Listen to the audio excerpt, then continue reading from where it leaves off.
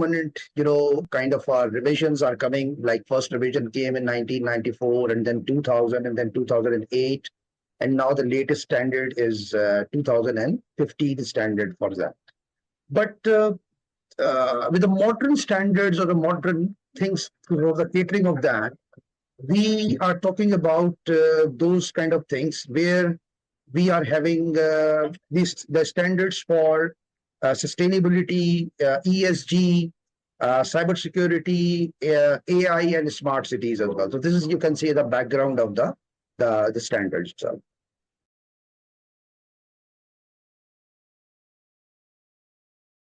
So there was a standard that was needed to integrate the safety aspects into the other standards as well. That's why, keeping that in line, there's the ISO 45001 that was established in 2018, which to this day, I mean, helps align the moment with the other standards of ISO. So now there's been a lot of shift from the compliance point of view to the strategic integration and leadership driven standard. So that's the thing. Now it has actually become proactive in this case. So that's the biggest, I would say, difference. And this is the evolvement, I believe, that has been done since the start of this concept of occupational health and safety.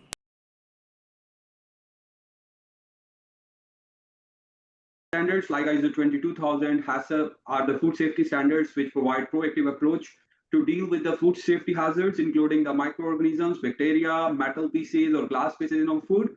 So actually, the HACCP hazard analysis critical control point was the first structured standard provided by the codex to prevent the food safety hazard. Later on, ISO 22000 is there, which provide a structured framework to prevent the hazards, to protect the consumer health, as well as to enhance the company's reputation.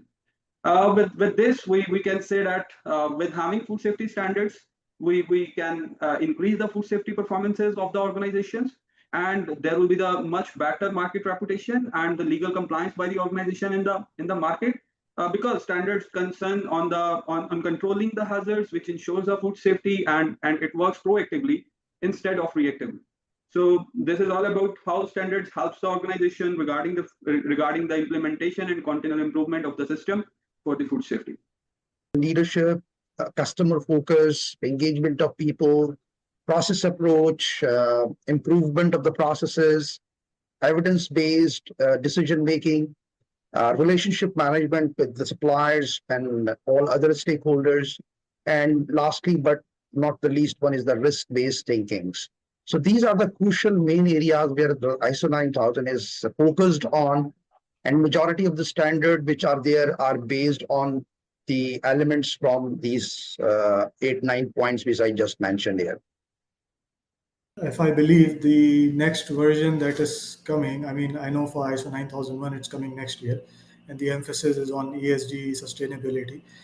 I am 100% sure that the next revision for 45001 for occupational health and safety, which will also focus on these points about sustainability initiatives. It will focus on data-driven safety management, which means using of analytical softwares like Power BI, etc., use of artificial intelligence driven softwares as well.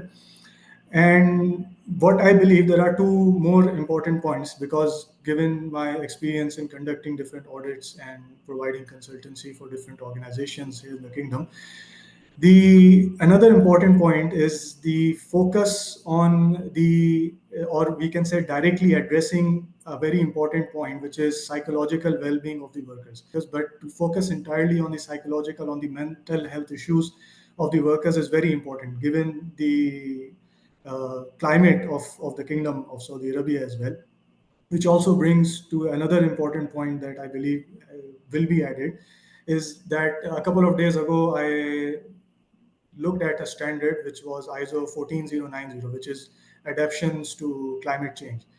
And I mean, if you go back 10 years, we know that this global warming and carbon footprint, this was more like opinions of different people. It wasn't anything serious. But now, I mean, to this date, it's it is a very important point.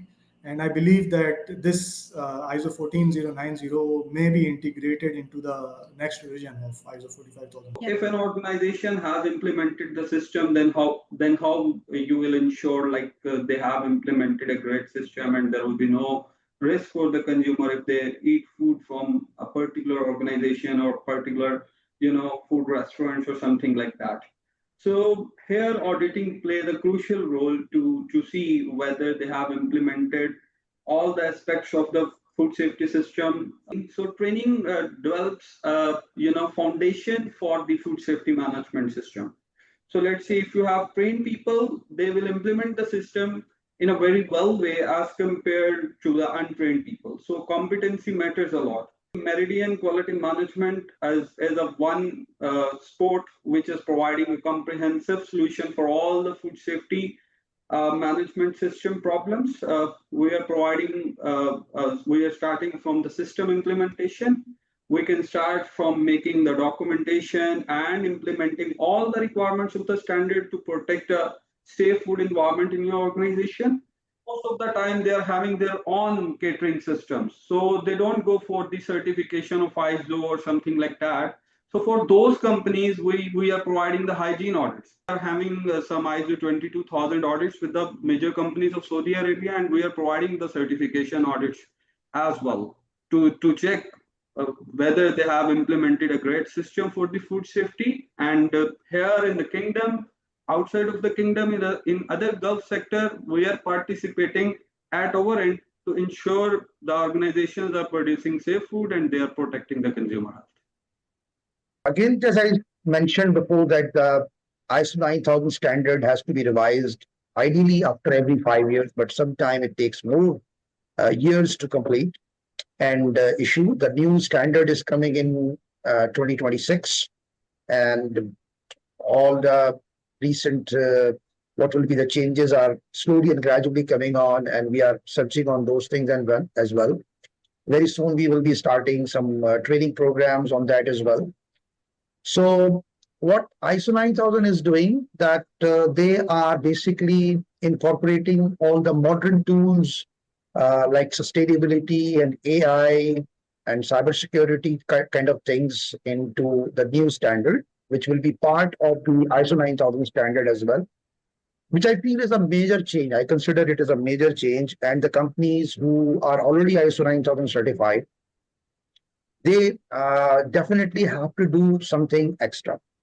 They have to go on the next level of the ISO 9000 certification, because current ISO 9000 certification is, although it's meeting the requirement which they require, the standard, but the new requirements like establishing a quality culture among the organization, ethical behavior, transparency, integrity, that basically will be a major part, crucial part of the standard. And then it is talking about enhancing the risk management, which is already there in the old version.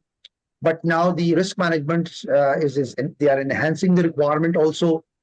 And a very interesting requirement of the digital transformation is also coming in the new standard, which is very interesting. A bit of requirement are coming in ISO 9000 as well, although it's not an environmental standards, but the standard is talking about sustainability and resilience as well.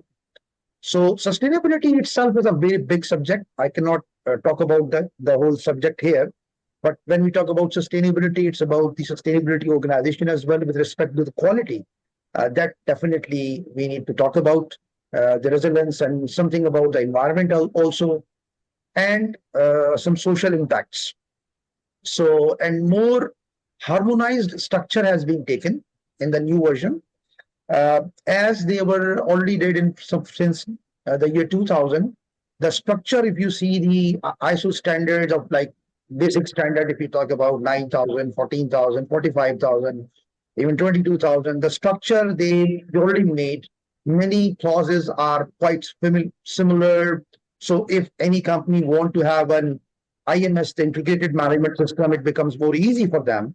So that's basically one of more goal towards the ISO 9000 2026, which will definitely increase the global market access. The customer trust will be more increasing to have these kind of clauses. Already competitive advantage is one of the things which ISO 9000 certified companies are enjoying.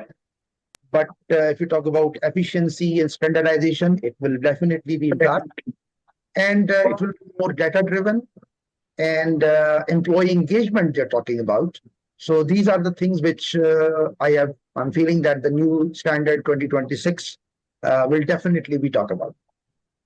Uh, with your experience, how do you feel that we just talk about 9,000 standard and 14,000 and 45,000 and 22,000 standard?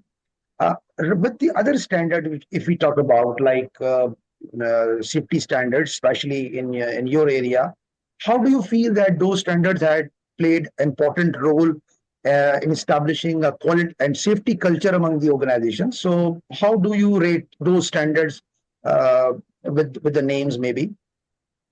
Right. So, first of all, thank you so much, Team Meridian and Mr. Asing, for inviting for this discussion. How the safety standards are helping us in achieving the workplace safety and achieving the compliance. So I would like to elaborate that in a way that we normally categorize the standards in three layers. Normally, when we say that one layer is the legal requirement, then there are the sort of performance standards, and then we have the implementation standards.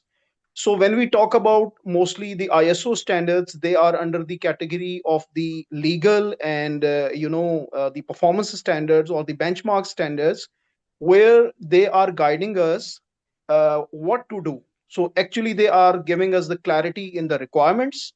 But on the other hand, we need some other standards to understand what to do. Okay, so that's basically at the implementation level. So when we look at the implementation level, in safety, we have a lot of standards. For example, in the area of fire protection and electrical safety, we have National Fire Protection Association with over 400 plus standards. It's basically focusing on the fire safety, but it is also giving the compliance on electrical safety and the other implied areas. Then we have the other, NC standards. Thousands of the laboratory and implementation standards are there. We have a lot of implementation standards in the ISO. Normally, when we talk about 914 or these management system standards, they are the bigger ones. But at the implementation level, we know there are hundreds of standards within the ISO as well, within the NC as well, within the NFPA as well.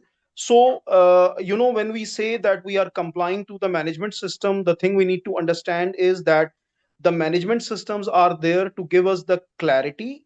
But the next step is also very critical to have command on the implementation standards, where we have to develop our SOPs, our procedures, our action items accordingly. And in that regard, I think if we talk about the OSHA guidelines, if we talk about the National Fire Protection Standards, I think these standards are helping the people and the companies tremendously. You that how Meridian has helped Tanimi company, because Tanimi, we work for various group in Tanimi, especially for quality, environment, health, and safety. How would you say that how value has been added by implementing these standards, and what was the role of Meridian also with you to guide about those standards and achieving those certifications?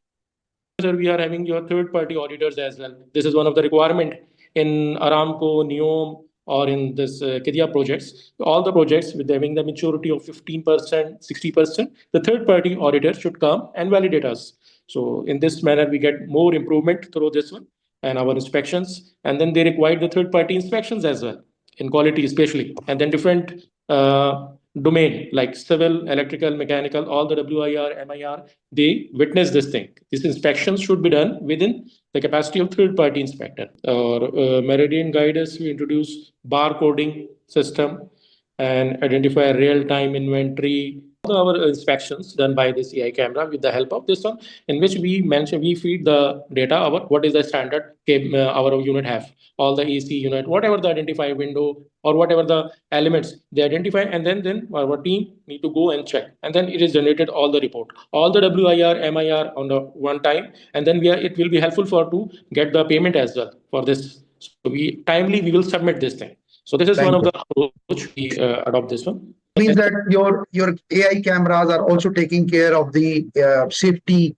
elements of the requirement as well.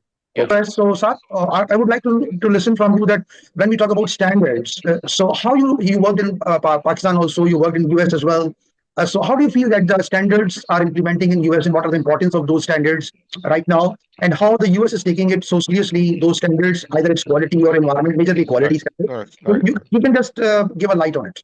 Standards is the key. Like living in a industrialized world for last 25 years, there is no way out for that, and it is growing like enormously.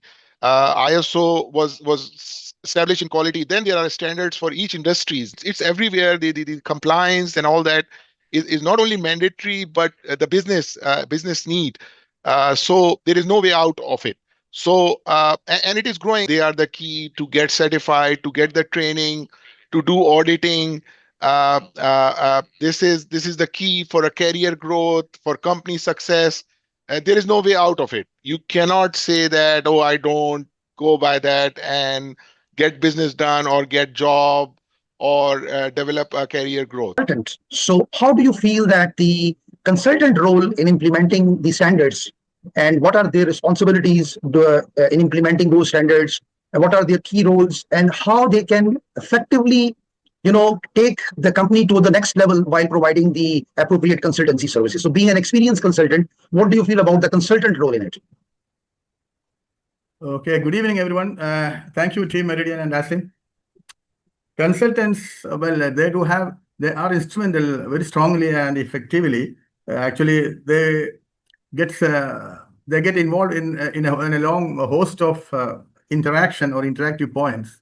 To begin with, consultants often provide a structured approach or a strategy, and they begin with understandable interpretation of the standard, which are often filled with complex jargons. The gap analysis, a comprehensive analysis will pinpoint to understanding the areas where further work is required. Very much involved in there can be a design and development for a tailored management system that talks the language of the client. On the documentation side, they can be strongly instrumental in providing necessary guidance in developing effective, user-friendly, clear, and sufficient documentation side without going on very high on the paperwork or related forms and things like that.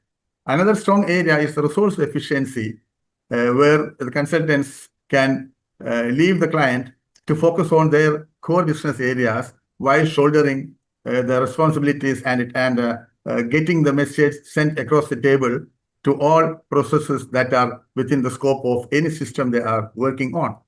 By providing hands-on training to all levels of the client, which consultants always are keen to do. And in doing this, I have noted from my 40 plus years of experience in the Gulf, and of course my familiarity and observation, the Team Meridian and their professionals are certainly at the forefront of these efficient services that they continue to do to the market around here. And I congratulate Asim and his team. Thank you, Mr. Ranga. Mr. Rahman, are you with us? Can you hear me? Yes, I'm here. Thank you very much. Salam alaikum. Rahman Akhtar has a very diversified, I must say, that experience in management systems.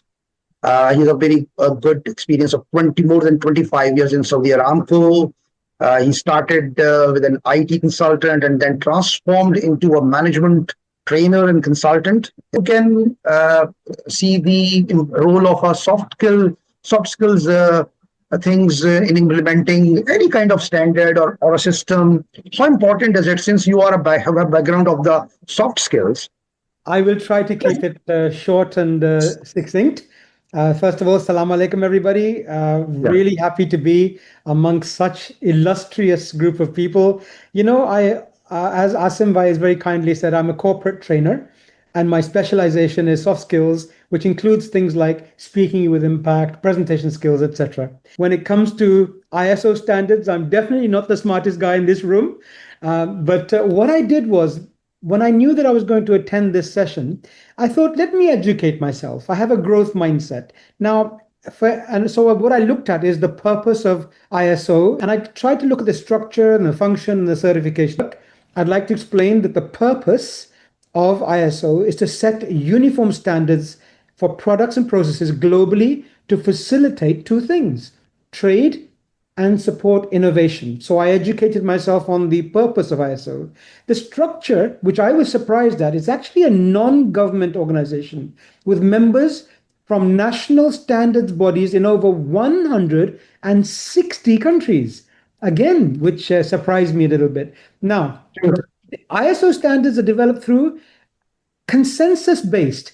So they don't impose the rules, consensus based process covering a wide range of areas. And the famous ones, obviously, are ISO 9000, which is quality management, and ISO 31,000, rather, which is risk management. Now, the last fact I'd like to share with you, which I learned today, was the certification. When individual companies get an ISO certification, it signifies that their processes meet specific standards. So ISO itself doesn't perform the certification. This is done by independent certification bodies like our wonderful Meridian, who I'm happy to be associated with. So there you go. There's my 90 seconds worth of education. Raman bhai, you have nailed the thing. You can say that the thing which we missed out today, you were very well said, and that is the advantage of an expert like you to be here in this kind of a discussion. I know that the companies, small and medium-sized companies, they are facing challenges in implementing those ISO standards, and sometimes they feel that it will be a very lengthy or very costly exercise. Somehow they are correct, but on the other hand, the thing is that where the consultant role comes from, first of all, or other experienced person like yours as well, that we need to understand the scope of the activities of that particular organization. Because ISO 9000 standard, whatever the standard is, 9000, 14,000, 45 or 22, whatever, we need to understand the scope of the activities of the company, and accordingly we have to select the applicable clauses, because all the clauses are not applicable to each and every company. Because if it's a big company, definitely most of the clauses are implemented on them, and they have to have a very big sort of a standard management system. But as you are going to a mid-sized company or a smaller sized company, many of the organization requirements become less. Being a consultant to various companies, I have given consultancies to companies more than 5,000, 10,000 sometime. And sometime I have given consultancies to a company which are having 4 or 5 employees. Even I remember a company I certified who was having only 1 employee. So it doesn't matter how big sizes the company is. And but the most important thing is the complexity of the processes. This is the key. The answer will be that the whatever be the cost of implementing the ISO 9000, whatever system you are implementing, even a simple thing which, if you want to discipline your home, discipline your children, discipline your audience, you need to spend certain time and effort. And even then, I will say that it is a cost. So cost is not in terms of just money, it's your time and effort as well.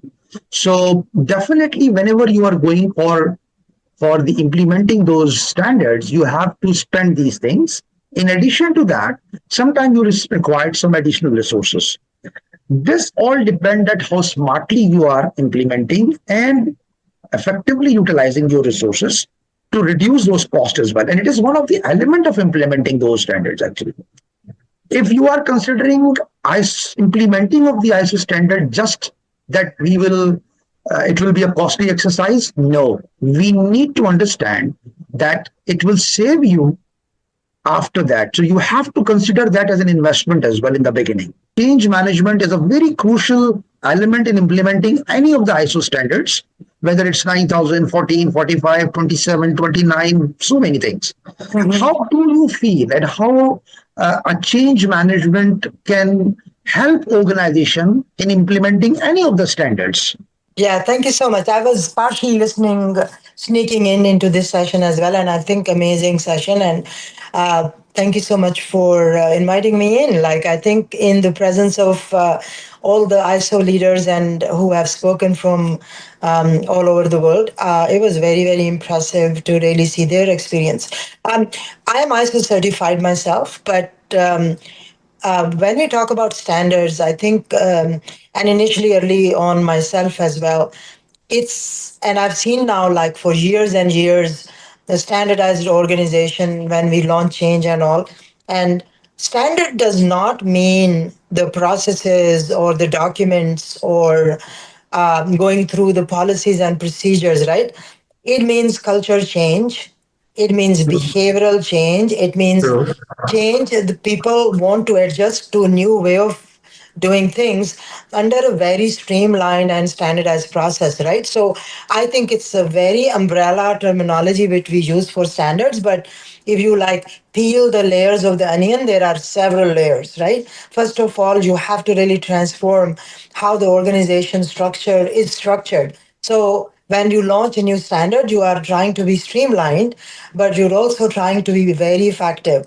So I think the big piece which I would start with always, and I do that, that although we are launching standards and we are launching whatever ISO we launch, but we have to explain to our people the why of this change. Why are we doing this? Number one, because they always have worked in the past, right? So, and it has, the organization has survived, but now we are making their life difficult or we are making their life more streamlined. So number one, explaining the why, that's my experience, that really helps. It goes a long way.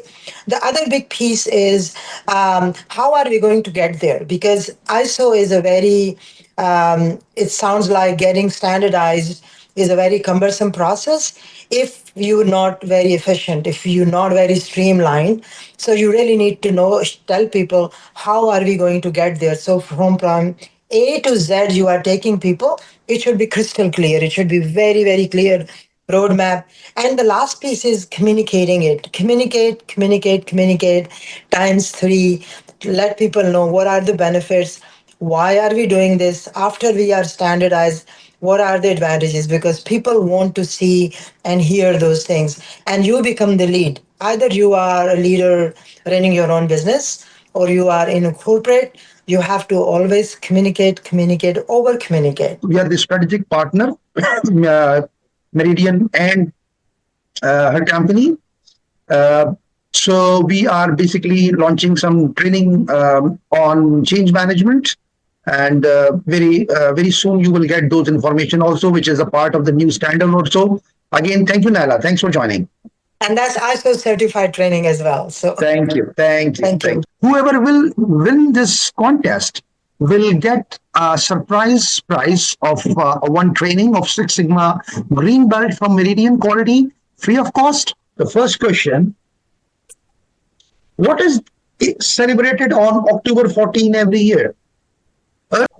Basically, this program is very informative for me because my background is food safety, so that's why it's very helpful for me.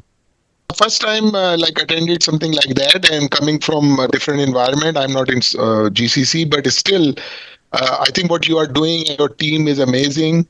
And you bring people from Canada, USA, Saudi Arabia, Pakistan. It's a global thing. Umar here from in our group, living in KSA. So I would like to say that it is a very great effort that has been initiated.